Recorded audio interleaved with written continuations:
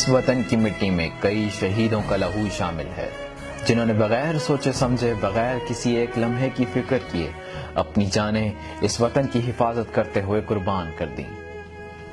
پاک فوج کے جوان ہر وقت دشمن کے سامنے سیسا پلائی ہوئی دیوار کی طرح کھڑے رہتے ہیں اور دشمن کو یہ بار بار یاد دلاتے ہیں کہ اس کے سامنے کوئی معصوم اور نہتے شہری نہیں بلکہ پاک فوج کے شیر ہیں، جن کی ہیبت سے دشمن پر کپ کپی تاری رہتی ہے۔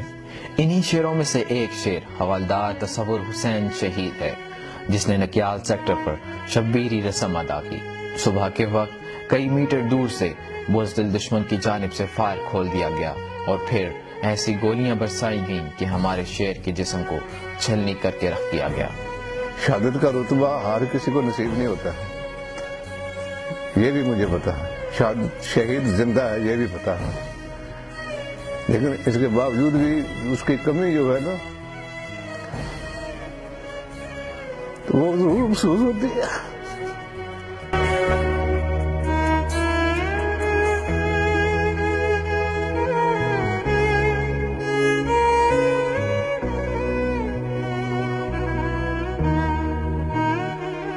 شاید انہیں اس بات کا خوف تھا کہ کہیں یہ شیر کم گولیاں کھا کر دوبارہ ان پر حملہ آور نہ ہو جائے۔ ان کے والد کو اپنے بیٹے کی شہادت پر بہت فخر ہے، لیکن اس کی یاد ان کے غم کو تازہ کر دیتی ہے۔ تصور کی شہادت کی خبر ان کے والد کو خواب میں ہی مل گئی تھی۔ مجھے ایک بندہ بریفنگ دیتا ہے کہ یہ آبادی ہے شہیدوں کی، اس میں کربلا کے شہید جو ہے نا وہ رہ رہے ہیں۔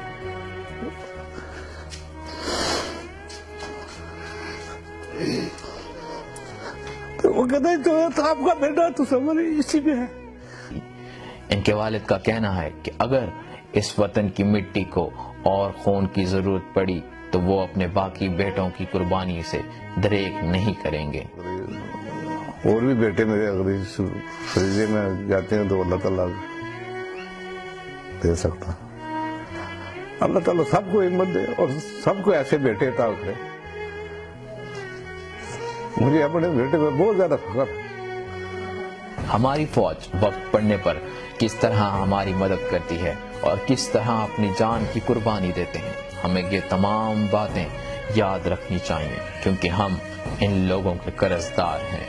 یہ قوم ایسی ہی ایک اور شہید رحمت غوث کی قرضدار ہے، جس نے وانہ آپریشن میں اپنے خون کے آخری قطرے تک دشمن کا مقابلہ کیا اور شہادت کے عظیم رتبے پر فائز ہوا۔ 8 سال گزر جانے کے بعد بھی ان کے بھائی کو ایسا محسوس ہوتا ہے جیسے وہ ابھی واپس آ جائے گا۔ مجھے تو ایسے پتہ چل رہا ہے کہ وہ ابھی زندہ ہے اور ابھی یعنی کہ دروازے سے اندر آنے والا ہے۔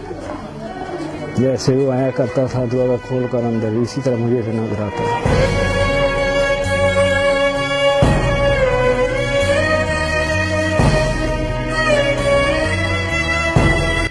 قوم کے اس بہادر ثبوت بیوہ کا جذبہ بھی قابل ستائش ہے، جو اپنا ایک سہارا کھونے کے باوجود اپنے باقی لختے جگر کو بھی اس مادر وطن پر قربان کرنے کے لیے تیار ہے۔ اگر میرے 3 بیٹے ہوتے تو تب ہی میں نے اجازت دے دینی تھی، وہ بھی ادھر جاتے، اللہ تعالیٰ کے راستے میں شہید ہو جاتے۔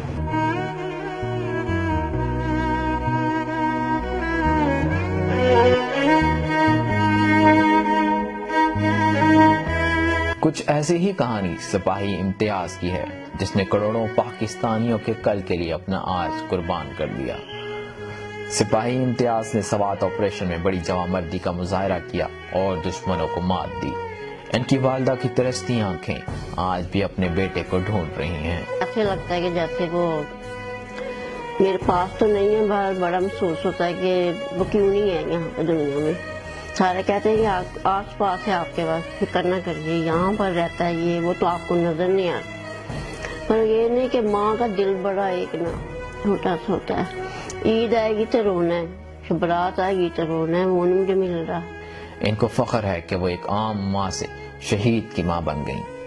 ان کے بیٹے نے انہیں دنیا اور آخرت دونوں میں سرخرو کر دیا ہے۔ میں نے کہا شاید میں ویسے نماز بھی پڑھتی، قرآن بھی پڑھتی، شاید میں نہ ہی جاتی، پر اب تو میں نے جانا ہی ہے نا، اب تو آ جائے گا نا فٹ، کہے گا میری ماں تو میرا باپ ہے۔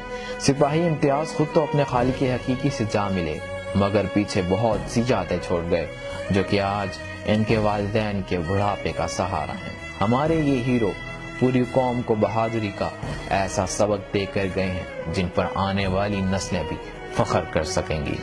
کئی سال سے زائد عرصہ گزرنے کے باوجود آج بھی پوری قوم اپنے ان شہداء اور اہل خانہ کے ساتھ ہے۔ جب تک مائیں ایسے بیٹے جنم دیتی رہیں گی تب تک کوئی پاکستان کی طرف میلی آنکھ سے بھی نہیں دیکھ سکتا، اور آج ہم انہی شہیدوں کی لازوال قربانیوں کی وجہ سے یہ فخر سے کہہ سکتے ہیں کہ پاکستان دہشت گردوں کی نہیں بلکہ شہیدوں کی سرزمین ہے۔